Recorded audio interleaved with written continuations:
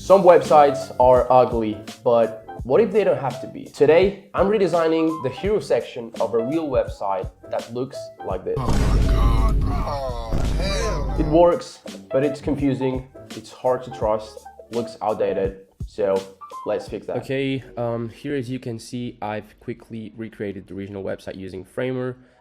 It just took a moment to set up.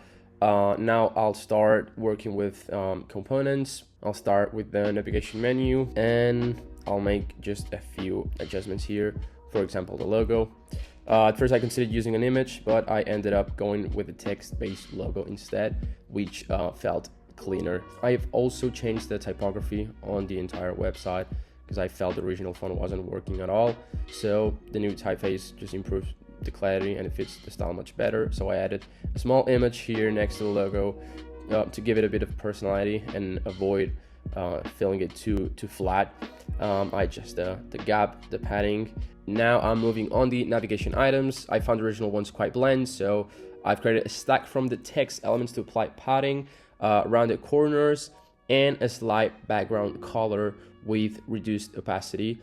I also removed, the contact item since it felt redundant and very ugly, to be honest. So I adjusted the gap between them, then updated the text labels to match the actual services offered on the site. Next, I basically adjusted the width of the navigation and changed the background images now, as you can see here, because it felt so ugly, to be honest. The image basically were some filters applied at first, so the brightness, saturation, contrast, everything, which made the image look overly processed. But trust me, it's not the final look. I'll fix that later. And moving down to the headline, I basically changed the text because the original one felt too generic and uninspired. So moved the headline down to create more breathing room in the layout. I also apply a max width to keep it from stretching across the full screen. Then I redesigned the main call to action button as a component. I completely changed the style. I replaced the awful color with white. I adjusted the paddings, rounded the corners, and changed the font and color. I also added, as you can see here, a frame to the right side with an arrow icon to emphasize the button action. And there we have it, we have the button. And after that, I centered everything properly using padding and fit to content. The page is really starting to take shape. I just adjust the gradient to headline text to reduce its opacity, give it a more depth effect. I also added a short description in here, placing it to the right side with an absolute positioning for a more alternative layout. It helps focus on what the brand does and who it helps, basically.